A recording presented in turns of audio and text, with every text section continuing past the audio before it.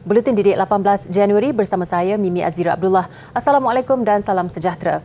44 pelajar sebuah sekolah berasrama penuh di Jalan Teliput, Kota Baru, Kelantan dikesan positif COVID-19 sehingga semalam. Dalam satu kenyataan, Pengarah Jabatan Kesihatan Negeri Kelantan, Datuk Dr. Zaini Husin berkata, kluster membabitkan pelajar asrama sekolah itu diisytiharkan pada Jumaat lalu dikenali sebagai kluster Embi Teliput. Siasatan dijalankan dan 256 orang kontak rapat dikenal pasti serta diarah menjalani kuarantin. Pejabat Kesihatan Daerah Kota Baru juga mencadangkan proses pengajaran dan pembelajaran bersemuka sekolah itu ditangguhkan bermula hari ini hingga 25 Januari. Pihaknya masih menjalankan siasatan lanjut untuk mengetahui punca penularan kes COVID-19 di sekolah itu. Di Pulau Pinang, 10 sekolah di daerah seberang Perai Selatan SPS yang terletak berdekatan tapak pelupusan sampah Pulau Burung diarah tutup selama 3 hari bermula esok hingga Jumaat. Dalam satu kenyataan, Pejabat Pendidikan Daerah SPS memaklumkan penutupan sekolah berikutan pencemaran udara yang berlaku di kawasan itu akibat kebakaran di tapak pelupusan sampah. Ketua Pejabat Pendidikan Daerah Selatan Muhammad Ziauddin Mat Saad berkata, Mesyuarat Bencana Daerah semalam memaklumkan bacaan indeks udara di kawasan sekolah yang terletak dalam lingkungan 10 km dari tapak pelupusan sampah itu memberi kesan kepada kesihatan dan mengancam nyawa penduduk. Justru pihak sekolah diminta memaklumkan penutupan operasi kepada pengusaha kantin, bas sekolah dan pihak lain yang berkaitan untuk persediaan awal. PPD akan memaklumkan selewat-lewatnya Sabtu mengenai status pengoperasian semula sekolah berdasarkan keputusan dan nasihat Jawatankuasa Bencana Daerah. Sepanjang tempoh penutupan sekolah, murid terbabit akan melaksanakan sesi pengajaran dan pembelajaran di rumah. Rabu lalu, tapak pelupusan sampah berkeluasan 16.19 hektar dilapor terbakar jam 4.43 petang dan masih belum dapat dipadamkan sepenuhnya hingga hari ini. 2 pusat penempatan sementara PPS di SK Saujana Indah dan SK Bakap Indah kemudian dibuka bagi memindahkan penduduk ladang Biram dan Kampung Kebun Baru hingga keadaan pulih. 2 beradik dari Port Dickson antara 98 anak kelahiran Negeri Sembilan yang menerima anugerah Siswa Zah Cemerlang kelas pertama Yayasan Negeri Sembilan. Mereka diraikan dalam satu majlis di Seremban. Akilah Fatinah Rosli, 26 tahun dan adiknya Atirah Najihah, 25 tahun adalah graduan Universiti Tenaga Nasional UNITEN. Menjadikan kecemerlangan 2 kakak mereka sebagai pencetus semangat, Akilah dan Atirah berusaha memastikan mereka memperoleh anugerah dekan pada setiap semester. Ternyata kerja keras itu membuahkan hasil apabila Akilah berjaya menamatkan pengajian kelas pertama Sarjana Muda Perakaunan.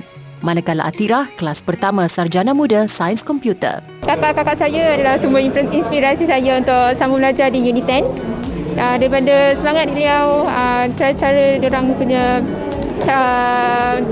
cara untuk belajar sangat membantu saya untuk mencapai kecemerlangan setiap SEM. Untuk dapat paling banyak korban adalah masa bersama family sebab kebanyakan masa saya habiskan untuk belajar. Saya boleh katakan memang saya target untuk dekan untuk setiap tahun dan setiap SEM lah. Salah satu figura yang menjadi inspirasi untuk saya terus apa orang cakap untuk kita terus berjaya cemerlang adalah kedua ibu bapa saya. Dengan cara ini adalah saya membalas jasa mereka. Mungkin selepas ini saya akan further my knowledge lah untuk more accounting knowledge. Seorang lagi penerima, Siti Nur Atira Ibrahim, 26 tahun, mendedikasikan kejayaan itu kepada kedua ibu bapanya. Graduan Sarjana Muda Pengajian Islam dengan kepujian syariah dari Universiti Kebangsaan Malaysia UKM membuktikan tiada apa yang mustahil untuk dicapai asalkan tidak berputus asa. Pertama sekali memang saya bersyukurlah dekat mak saya kan. Sebabnya tanpa mereka ibu bapa saya lah. Khususnya sebab saya kesian dekat dia orang. Sebabnya daripada dulu sampai sekarang diorang yang asyik bayar saya. Jadi saya tekad untuk supaya saya dapat hapus kira WNS ni dan seterusnya saya dapat bantu ibu saya dah. Bila saya dapat bila dapat hapus kira ni kira macam sangat-sangat bersyukur lah dengan apa Allah bagi kan. At least saya dapat balas jasa mereka lah. At least tak payah mereka untuk keluarkan banyak sangat duit untuk saya. I'm very thankful also for Yayasan Khazanah who supported my whole tertiary education, where they sent me to Australian National University for 4 years in my degree. We achieve, right, because when we are given the opportunity with a scholarship to continue our tertiary education, that's the least that we can do. So it's to study very hard. It's not, the money is not for us, but it's through us. And at the end of the day, we have to make the best out of it and also to contribute back to the society. Right now, I just finished my chartered accountant exam, waiting for results. After I get the result, then after 4 years in PwC, then I will go back to Khazanah and to serve my bond and to contribute back to Malaysia. Setiap pelajar menerima sumbangan wang tunai RM5,000 dari Kerajaan Negeri Sembilan dengan peruntukan keseluruhan RM578,500. Majlis penyampaian disempurnakan Menteri Besar Negeri Sembilan, Datuk Seri Aminuddin Harun dan Pengarah Yayasan Negeri Sembilan, Muhammad Nazri Kasim. Statistik pemerkasaan wanita dalam domen terpilih Malaysia 2021 menunjukkan pencapaian wanita negara ini telah melebihi lelaki dalam sub-indeks pencapaian pendidikan. Menurut Naib Chancellor Universiti Teknologi Mara UiTM, Profesor Dr. Roziah Muhammad Jano, melalui webinar Dialog Kepimpinan Wanita Muda UiTM secara dalam talian, golongan wanita memainkan peranan penting dalam usaha mengekalkan pencapaian itu pada masa sama memastikan kadar penglibatan mereka dalam pendidikan tinggi semakin meningkat. Dekat layar ATM ni memang kita dahsyatlah 70%, tapi bila you tengok statistik satu dunia, 129 juta girls tak pergi sekolah. Okay? Only 49% of countries have achieved gender parity in primary school. Jadi kita kena bersyukur duduk Malaysia. Saya sebut ni sebab pelajar-pelajar kita yang 18 tahun ke atas. So kena bersyukur duduk di Malaysia. Sebab we are one of those countries. Ya, kita yang dah bagi ruang kepada semua orang. Kita ada polisi yang semua kena pergi sekolah. Tak kira lelaki, tak kira wanita. Beliau berkata demikian pada sesi webinar anjuran Institut Kepimpinan Pelajar IKP dan Persatuan Wanita UiTM Pewani. Dalam dialog tersebut, Profesor Dr. Roziah turut menekankan pembangunan kendiri wanita tidak seharusnya melihat kepada persaingan antara jantina atau orang lain. Sebaliknya, mereka perlu menjadikan diri sendiri pesaing dalam menentukan pencapaian lebih baik di masa hadapan. Selain itu, golongan wanita juga berupaya menjadi pemimpin dalam sesebuah organisasi, masyarakat atau negara. Namun, mereka perlu mendidik diri dengan meningkatkan ilmu pengetahuan serta memupuk keberanian dalam membuat keputusan.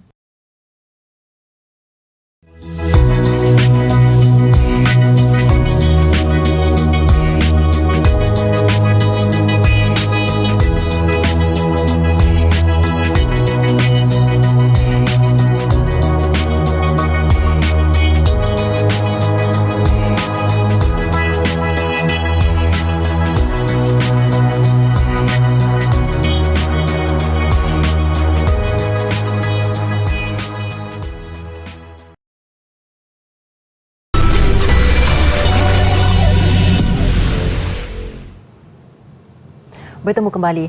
Yang di-Pertuan Agong Al-Sultan Abdullah Riayatuddin Al-Mustafa Billah Shah dan Raja Permaisuri Agong Tunku Hajah Azizah Aminah Maimunah Iskandariah menzahirkan ucapan selamat Hari Taipusam kepada semua penganut Hindu yang menyambut perayaan itu.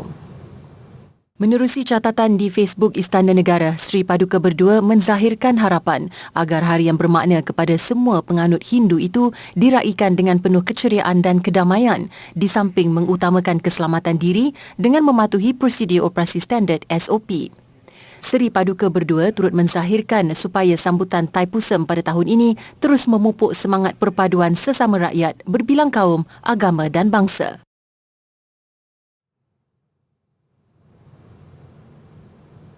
Dalam pada itu, sambutan Taipusam diraikan secara sederhana di seluruh negara melalui pematuhan SOP yang ketat. Meskipun dijalankan dalam skala terhad, sambutan dilihat tetap meriah. Tinjauan di Kuil Sri Subramania di Batu Caves, Selangor mendapati pengurusan kuil menghadkan bilangan penganut yang hadir. Hanya beberapa gerai menjual bunga untuk sembahyang dan gerai makanan dibuka di perkarangan kuil. Oh, sangat gembira kita boleh menunaikan doa kita tahun ni sebab last year kita tak boleh.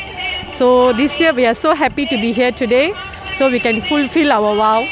Satu-satunya acara yang masih boleh disaksikan ialah pembawa Pal Kodam berpakaian kuning yang membawa belanga berisi susu dan perarakan pedati berhias. Selain Kavadi tidak dibenarkan oleh pengurusan kuil, bilangan penganut yang memasuki perkarangan juga dihadkan kepada 9,000 orang pada hari sambutan. So daripada tu semua agama Hindu berasa meriah lah sebab kami bangun pagi mandi dengan air kuning, lepas tu pergi ke tepi sungai, lepas tu pergi sembahyang dekat sana. Daripada sana kami ambil susu, lepas tu sampai ke sinilah. Taklah, sama juga. Tak ramai orang, selesa, bersih. So sambutan dia baik juga, macam biasa. 1,300 anggota dan pegawai polis turut ditempatkan untuk memantau keselamatan dan pematuhan SOP.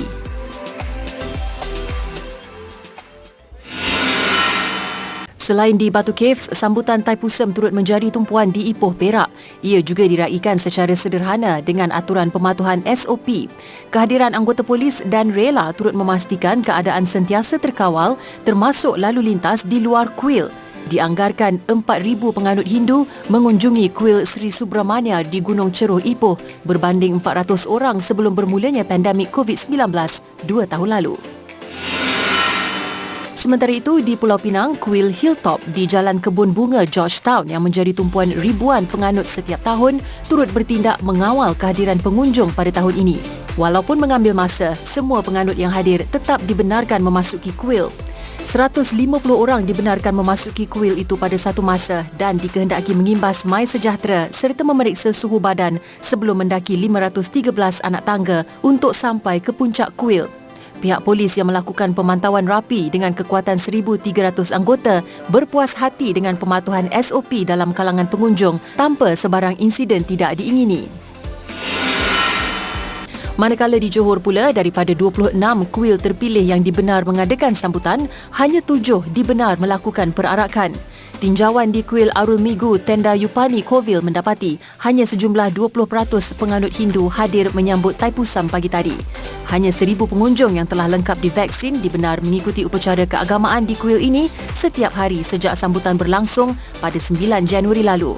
Selain diwajibkan saringan suhu badan dan mengimbas kod QR melalui My Sejahtera, pengunjung juga perlu menggunakan laluan khas sehala yang telah disediakan oleh pengurusan kuil. Baiklah, idea kreatif seorang pengusaha kedai makan dengan memasak mi segera dalam buluh mendapat sambutan luar biasa dalam kalangan pelanggan di Kuala Nerus, Terengganu. Apa tidaknya, aroma harum yang terhasil daripada buluh yang dibakar menggunakan dapur arang menjadikan warungnya tumpuan orang ramai. Maggi buluh ini boleh didapati di sebuah warung di Tok Jembal yang diusahakan oleh pasangan suami isteri Wan Ahmad Faizul, Wan Ahmad Azhar dan Nur Sheila Abdullah. Menurut Nur Sheila, kaedah memasak mi segera menggunakan buluh agak rumit. Selepas beberapa kali mencuba, akhirnya dia berani memperkenalkan mi segera buluh kepada pelanggan. Cabaran dia buluh lah. Nak kena agak lama sikit lah, dalam 20 minit nak siapkan masak satu tu. Lepas tu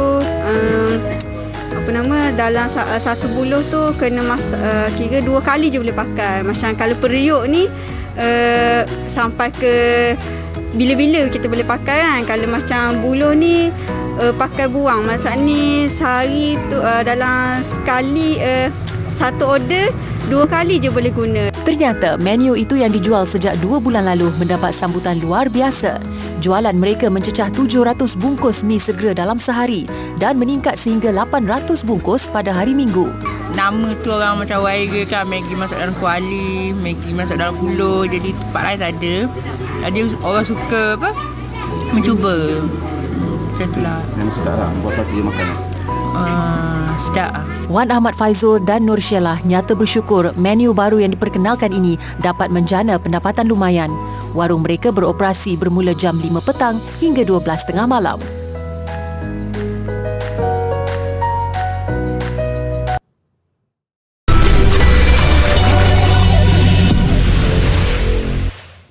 Masih bersama Buletin Didik. Ibu Negara Baru Indonesia di Kalimantan Timur diberi nama Nusantara. Perkara itu dimaklumkan oleh Menteri Perancangan Pembangunan Indonesia Suharso Monoarfa sewaktu mesyuarat bersama Jawatan Kuasa Kerja bagi rang undang-undang Ibu Negara baru itu. Beliau berkata Presiden Joko Widodo mengesahkan nama tersebut pada 14 Januari lalu.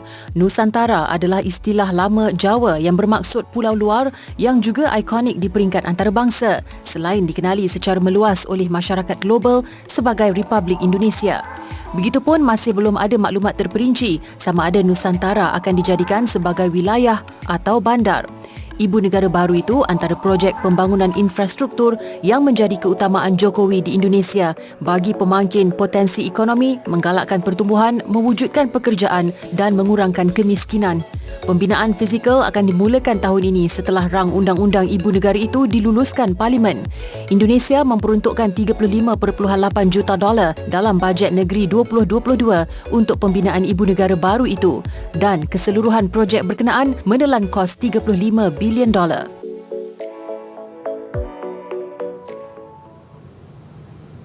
Potongan berlian terbesar di dunia dipaparkan kepada umum buat kali pertama menjelang penjualannya tidak lama lagi. Enigma berlian hitam yang jarang ditemui itu dipamerkan di Dubai. Menurut pakar batu permata, berlian ini dipercayai tercipta ketika asteroid kecil menghentam bumi lebih 2.6 bilion tahun yang lalu. Ia juga dikenali sebagai salah satu bahan yang paling sukar dipotong.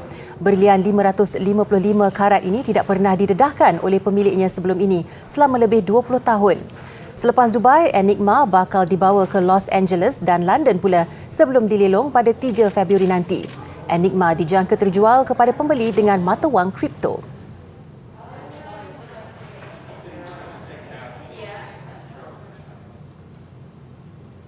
Sebuah kedai di kawasan trendy di Jepun menjual pelbagai barangan yang dihasilkan oleh orang kurang upaya OKU.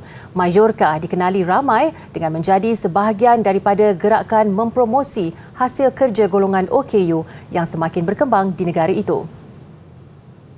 Menempatkan lebih 20 pekerja, golongan OKU di sini mempamerkan bakat dan kelebihan masing-masing dalam menghasilkan pelbagai produk.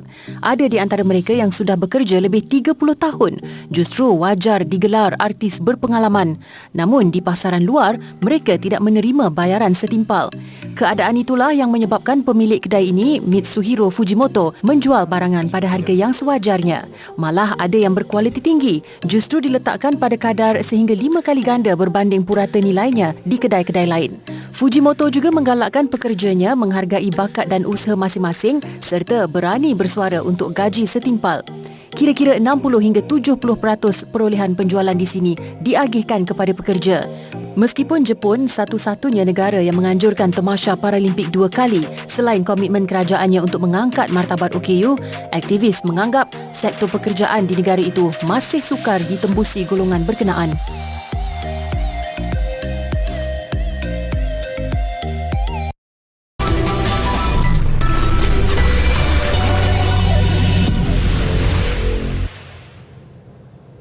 Sukan, juara dunia 6 kali MotoGP Marc Marquez nekat mahu menyertai sesi ujian pramusim yang akan berlangsung di litar antarabangsa Sepang SIC pada 5 hingga 6 Februari nanti.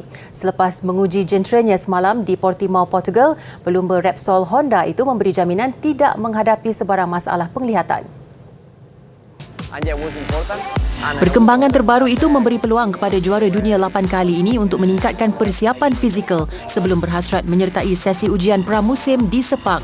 I'm very happy because the feeling what I have with a motocross bike was important to confirm in a GP circuit like Portimao. We choose Portimao because top speed is around 300 with the bike that I ride. Also, it's many uphills, downhills, and some change directions, and yeah, it was important.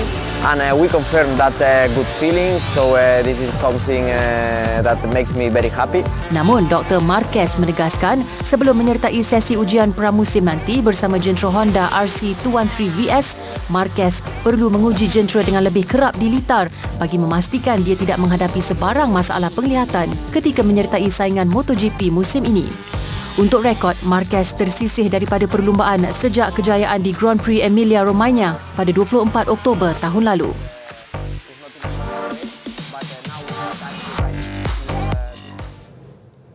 Penyerang sensasi Bayern Munich Robert Lewandowski dinobat selaku pemenang anugerah pemain terbaik FIFA, manakala Alexia Putellas dari Barcelona mengungguli pemain terbaik wanita bagi tahun 2021.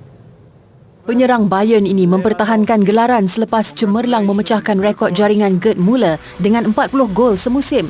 Beliau mengetepikan pencabar terdekat penyerang PSG Lionel Messi dan Mohamed Salah dari Liverpool. Sementara itu, bintang Manchester United Cristiano Ronaldo menerima anugerah khas FIFA selaku penjaring terbanyak di peringkat antarabangsa. Turut diraikan gelaran pengurus terbaik lelaki dan wanita masing-masing dimenangi oleh pengendali Chelsea Thomas Tuchel dan Emma Hayes. Manakala anugerah Puskas diberikan kepada Eric Lamela dari Tottenham Hotspur yang meledak jaringan cantik ketika menentang Arsenal pada musim lalu. Baiklah, acara mengedarkan bunga tulip kepada orang ramai di Belanda mengakhiri buletin didik. Ia sempena meraikan Hari Tulip Kebangsaan juga bermulanya musim bunga ikonik itu. Saya Mimi Azira Abdullah, salam hormat dan kita jumpa lagi.